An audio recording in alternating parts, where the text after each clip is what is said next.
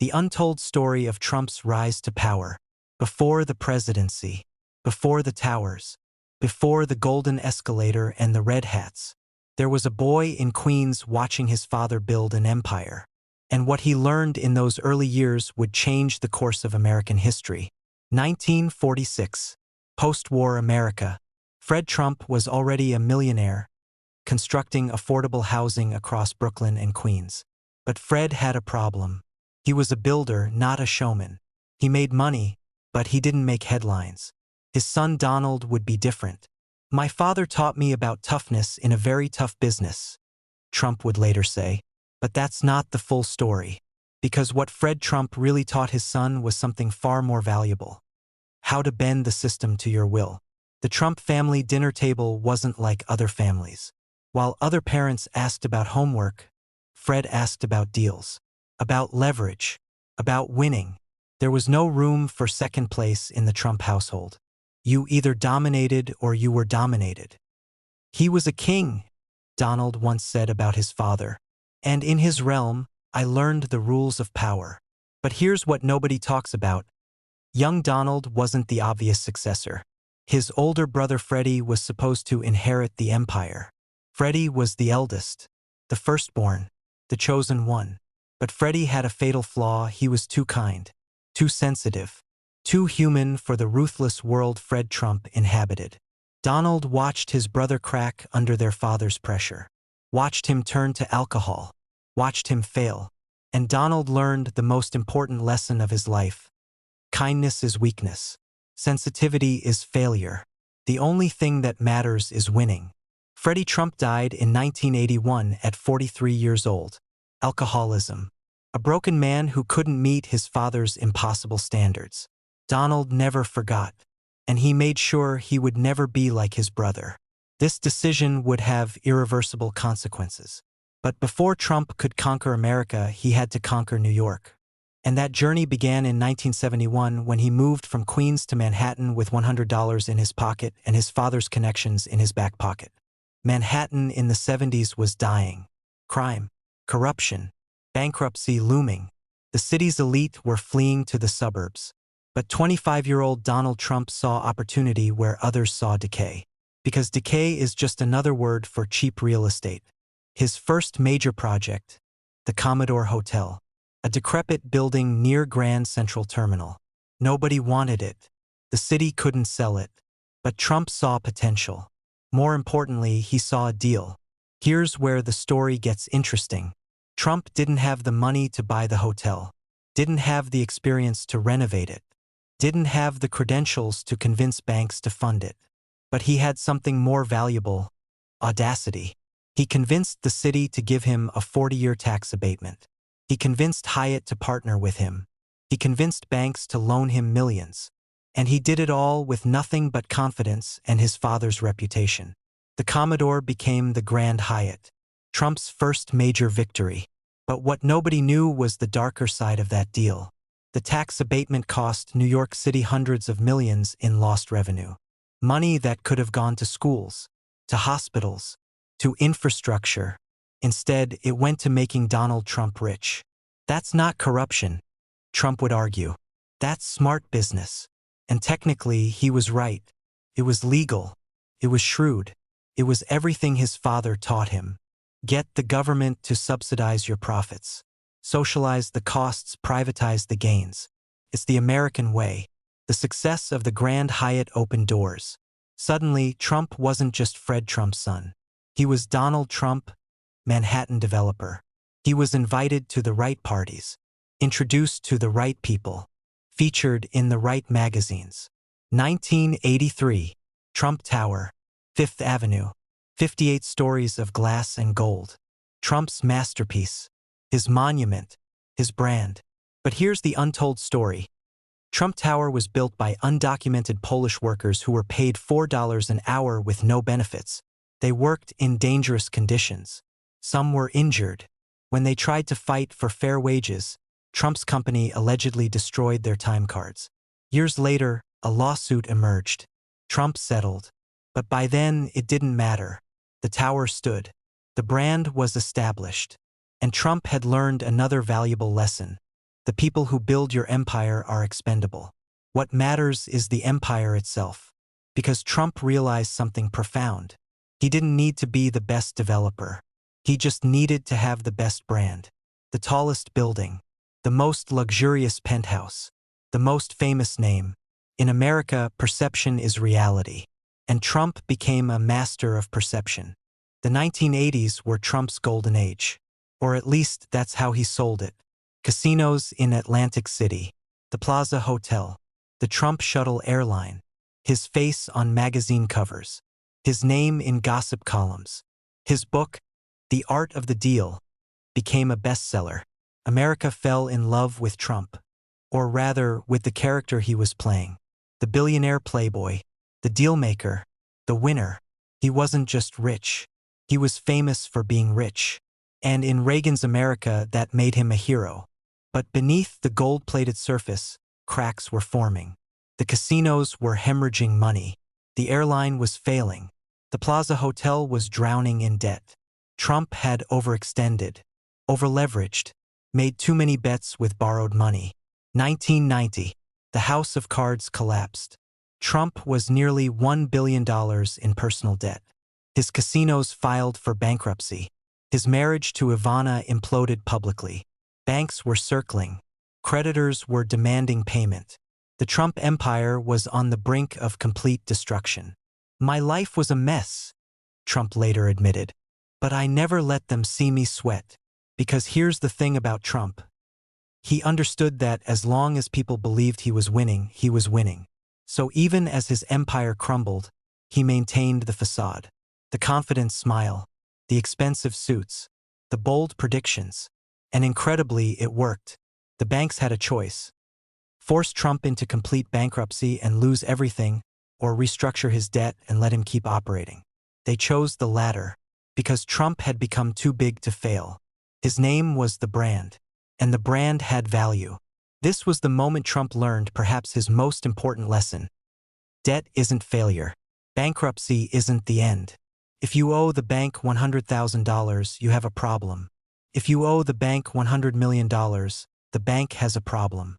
Trump emerged from the wreckage of the early 90s not destroyed, but transformed. He shifted his business model. Instead of owning buildings, he licensed his name. Other developers would build, take the risk. Trump would just slap his name on it and collect royalties. Genius. Pure genius. All the profit, none of the liability. Throughout the 90s and 2000s, Trump rebuilt. Not his fortune, necessarily. His fortune was always mysterious, probably much smaller than he claimed. But his image, his brand, his fame, that's what he rebuilt. And that's what mattered. The Apprentice. 2004. NBC. A reality show where Trump played a successful businessman firing contestants. "You're fired" became a catchphrase. Trump became a household name again.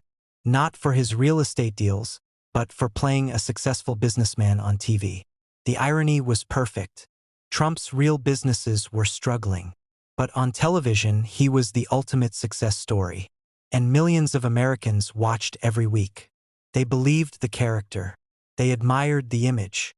They wanted to be like him.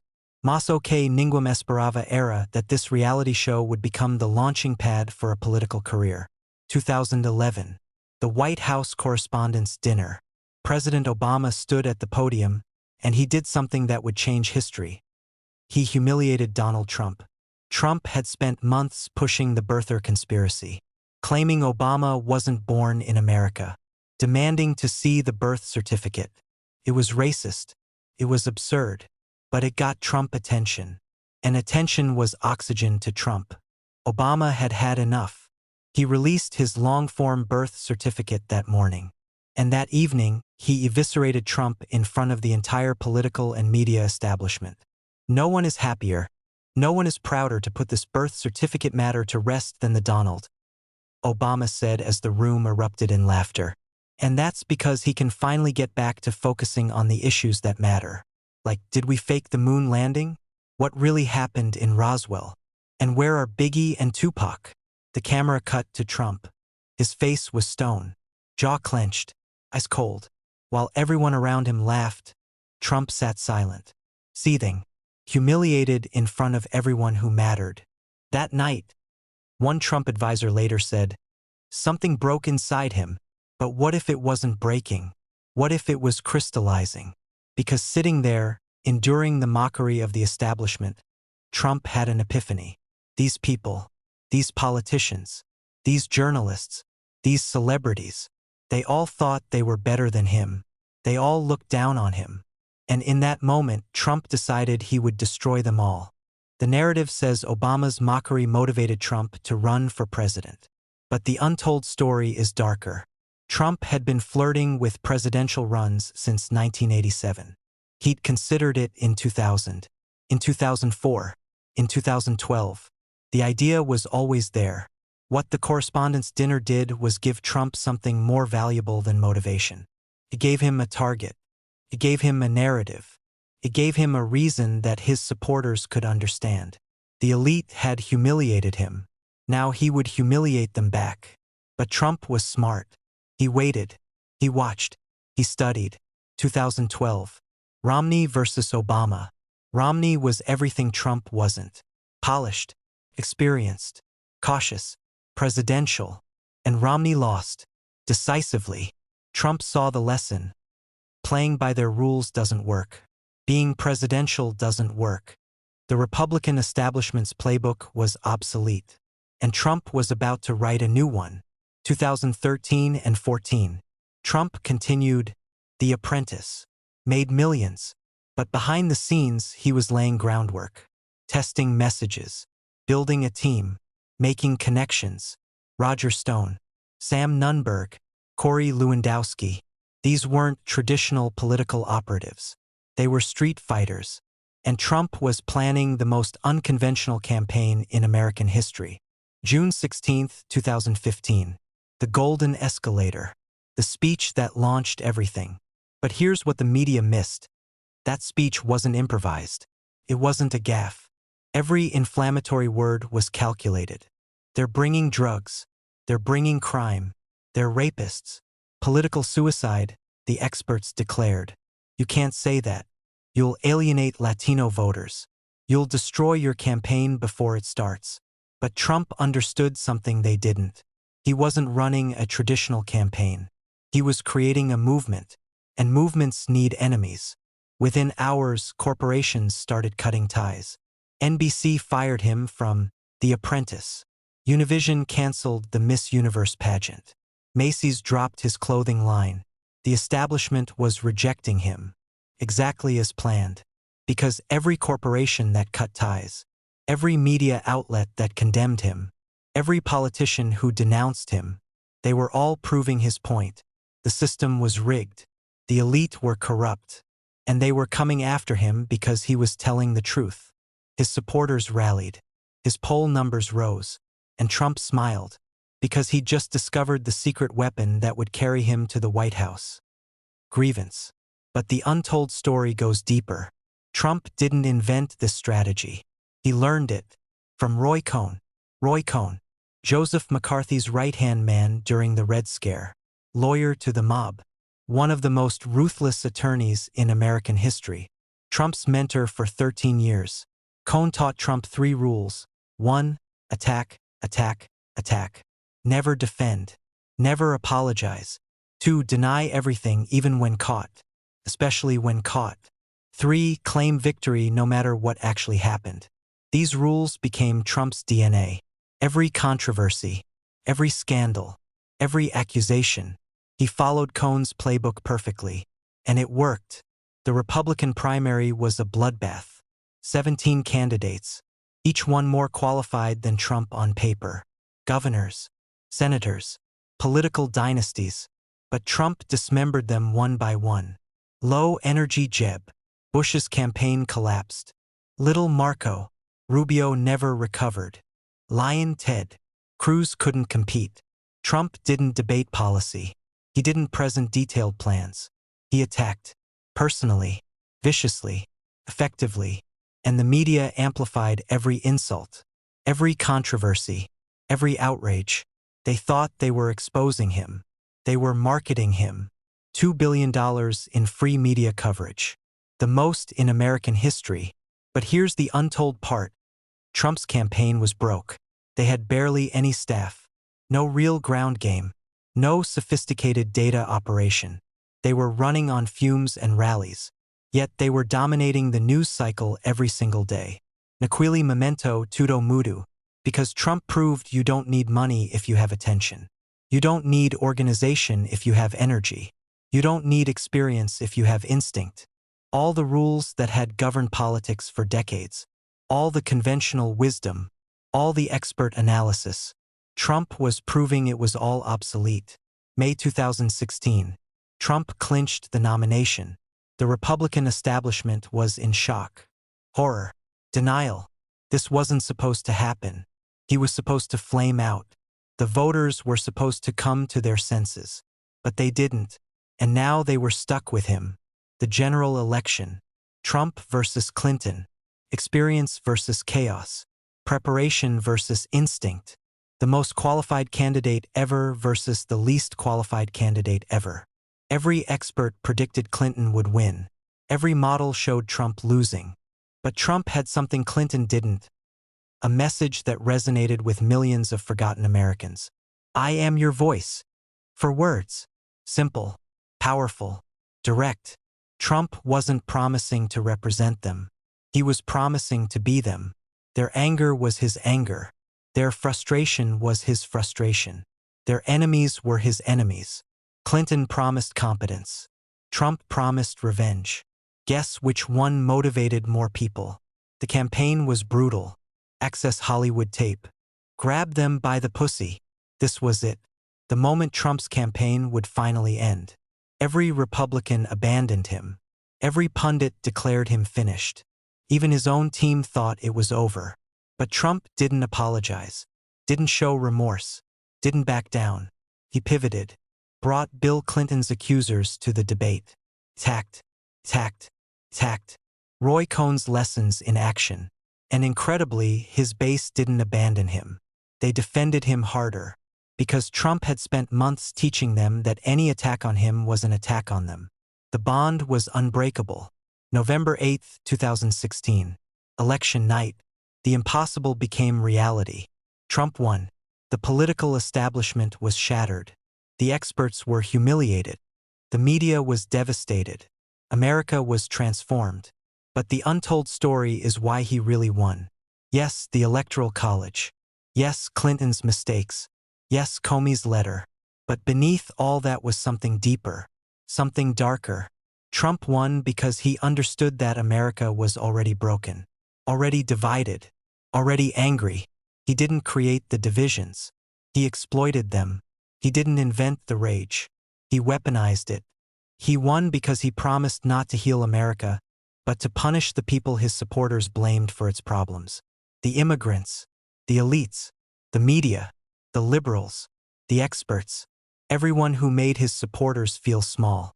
And when you're drowning in resentment, revenge sounds like salvation. January 20th, 2017. Donald Trump placed his hand on the Bible and became the 45th President of the United States. But this wasn't a normal transition of power. This was a hostile takeover. The inauguration crowd was smaller than Obama's. Everyone could see it in the photographs. A normal president would have moved on, focused on governing. But on his first full day in office, Trump sent his press secretary to lie about the crowd size. This was the largest audience to ever witness an inauguration, period. It was obviously false. Provably false. But that wasn't the point.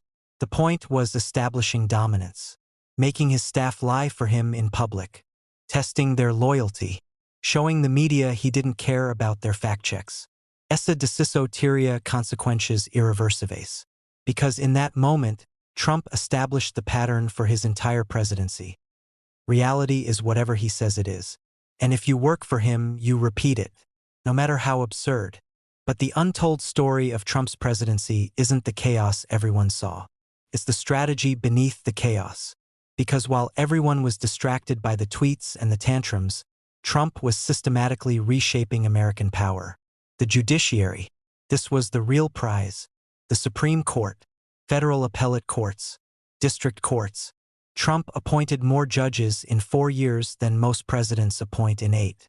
Young judges, conservative judges, Federalist Society judges, judges who will shape American law for the next 40 years. Nobody was paying attention because they were too busy analyzing his latest tweet. But this was the game, the long game. Trump understood that laws are just words on paper. What matters is who interprets those words. And now, he controlled who would interpret them for decades. His advisors weren't idiots. Bannon, Miller, McConnell. They understood power. Real power. Not the performative power of legislation that can be undone, but the structural power of courts that can't be easily changed. And while CNN was breathlessly covering Trump's latest feud with a celebrity, McConnell was ramming through judicial appointments at record speed. Brilliant. Absolutely brilliant. But there's a darker, untold story. One that few people want to acknowledge. Trump didn't just appoint conservative judges. He appointed loyalists, judges who'd clerked for conservative justices, who'd been vetted by the Federalist Society, who'd demonstrated ideological reliability. This wasn't about justice. This was about control. And it worked. Foreign policy. This is where Trump's instincts became most dangerous and most effective, because Trump understood something career diplomats didn't. Other countries don't respect American values. They respect American power, and they fear American unpredictability. North Korea. Everyone said you can't negotiate with Kim Jong-un. You can't legitimize a dictator. You can't trust his word. Trump met with him anyway. 3 times. Did it solve the North Korea problem? No. But it changed the dynamic. It showed Kim that Trump was different, unpredictable, possibly insane. And sometimes, being perceived as possibly insane is the ultimate negotiating leverage. China. Trump started a trade war. Tariffs, sanctions, economic conflict. The experts said it would backfire, hurt American consumers, damage the economy. And it did. But it also hurt China. And that was the point. Trump understood that America can survive economic pain better than China can. Because America is a democracy, people can complain, protest, vote. But China is an autocracy. If the economy suffers, the regime's legitimacy suffers. Trump was willing to inflict pain on Americans to inflict more pain on China. Cold, calculated, effective, debatable, but strategic? Absolutely. The Middle East. Trump moved the U.S. Embassy to Jerusalem, recognized Israeli sovereignty over the Golan Heights, brokered the Abraham Accords, assassinated Qasem Soleimani. Each move was controversial. Each move violated conventional diplomatic wisdom. Each move reshaped the region. Love it or hate it, Trump changed Middle East politics more in 4 years than his predecessors had in 20. But here's what nobody talks about. Trump's foreign policy wasn't about democracy or human rights or American values. It was purely transactional. You give me what I want, I give you what you want. You cross me, I destroy you. Saudi Arabia murdered Jamal Khashoggi, a Washington Post journalist, dismembered him in a consulate. Trump's response? Essentially nothing, because Saudi Arabia was buying American weapons, because they were countering Iran, because they were useful. Russia interfered in the 2016 election. American intelligence agencies confirmed it. Trump's response? Putin said he didn't do it. I believe him. Values didn't matter. Alliances didn't matter. Only leverage mattered. This was Trump's foreign policy in a nutshell, transactional brutality. And it worked. Until it didn't. 2019. Ukraine. A phone call. Trump asked Ukraine's president to investigate Hunter Biden. Held up military aid as leverage. It was, by any reasonable definition, an abuse of power. Trading American foreign policy for personal political benefit. He was impeached. The evidence was clear. The facts were undisputed. But the Senate didn't convict. Republicans fell in line. Except one. Mitt Romney. And Romney was immediately exiled from the party. The lesson was clear. Loyalty to Trump matters more than loyalty to country. More than oaths. More than Constitution. The Republican Party wasn't a political party anymore. It was a cult of personality. And Trump was the personality. But what nobody expected was what came next. Because as Trump entered 2020, he was positioned for re-election. The economy was strong. Unemployment was low. No new wars. His base was energized. Democrats were divided. Trump's path to victory looked clear. Then the world ended. COVID-19. Pandemic. Global. Deadly. Unprecedented. The kind of crisis that can define a presidency or destroy it. Trump's initial response was denial. It's just the flu. It'll disappear like a miracle. We have it totally under control. The virus didn't care about his confidence. By March, America was in lockdown. By April, thousands were dying daily. This should have been Trump's moment to lead, to unite the country, to marshal resources, to follow science. A competent response to COVID could have guaranteed his re-election. But Trump couldn't do it. Because competent crisis management requires humility, requires admitting you don't have all the answers, requires deferring to experts. And Trump had built his entire brand on never admitting weakness. So instead, he fought with governors, contradicted his own health officials, promoted unproven treatments, suggested injecting disinfectant, held rallies without masks, contracted COVID himself. And America's death toll climbed, higher than any developed nation. Not because Americans were weaker, but because leadership was absent. Nequili memento tudo mudo, because COVID exposed the fundamental flaw in Trump's approach. Chaos works in politics. But chaos kills in pandemics. Confidence works in campaigning. But confidence doesn't cure disease. And Americans were dying. By November 2020, over 200,000 Americans were dead. The economy had collapsed. Unemployment had spiked. And Joe Biden, the most boring candidate Democrats could have nominated, was leading in every poll. But Trump had one last card to play. And it was the most dangerous card in the deck. The election was rigged. That was Trump's message. Not after he lost. Months before the vote. He planted the seed early, watered it daily. By Election Day, his supporters believed it as absolute truth. November 3rd, 2020. The votes came in. Mail-in ballots favored Biden. Trump declared victory anyway, prematurely, baselessly, but strategically, because once you claim victory, losing becomes theft. The lawsuits were prepared in advance. 60 cases filed. 60 cases lost or dismissed. No evidence of widespread fraud. His own attorney general said so. His own election security officials said so.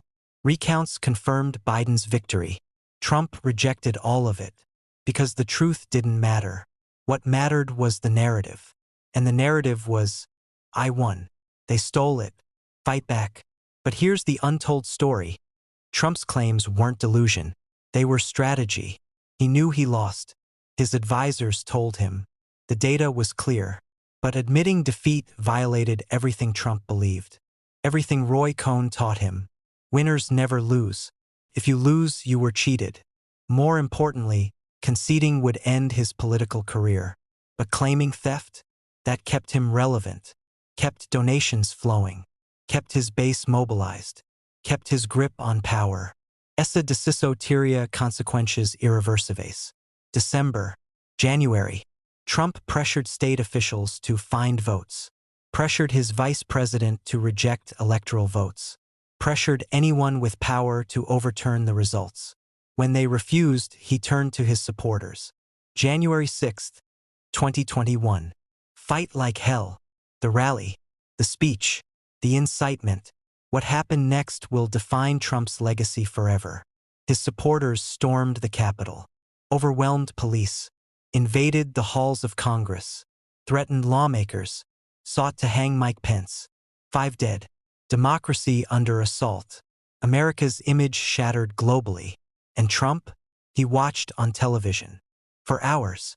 Didn't call the National Guard. Didn't tell his supporters to stand down. Just watched. Some say he was in shock. The untold truth? He was seeing if it would work. If the coup would succeed. Only when it became clear it wouldn't did he finally tell them to go home, while still claiming the election was stolen, still validating their actions. He was impeached again, this time for inciting insurrection, the most serious charge ever leveled against a sitting president. But again, the Senate didn't convict. Republicans had a choice: hold Trump accountable or protect themselves from his base. They chose protection. Trump left office on January 20th, 2021. But he didn't leave quietly, didn't attend Biden's inauguration, didn't participate in the peaceful transfer of power, just flew to Florida and plotted his return. Because the untold story is that January 6th wasn't Trump's end. It was his transformation. He went from president to martyr, from leader to symbol. His supporters didn't abandon him after the insurrection. They radicalized further. They're prosecuting him to stop us. Every investigation, every indictment, every charge. It didn't weaken Trump. It strengthened his grip on the Republican Party, because he'd successfully convinced his supporters that any accountability was political persecution. 2022 midterms. Trump endorsed candidates one primary after primary. Not the most qualified, not the most electable, but the most loyal. The Republican Party completed its transformation into the Trump Party. And then the indictments came. New York, federal documents case.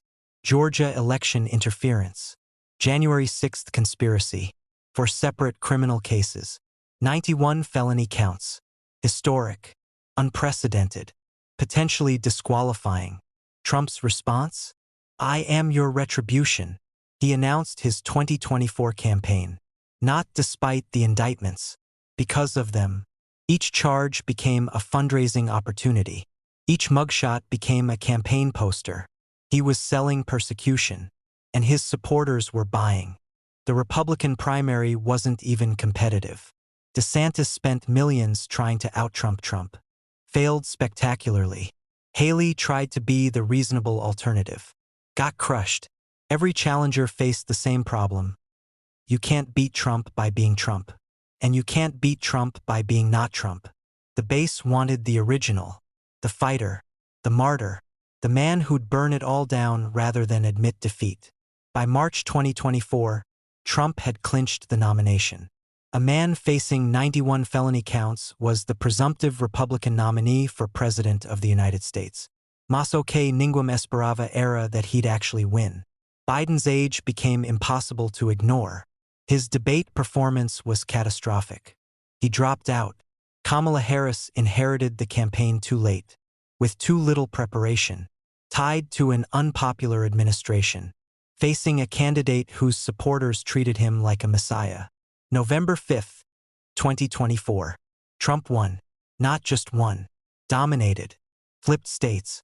Expanded his coalition. Won the popular vote for the first time.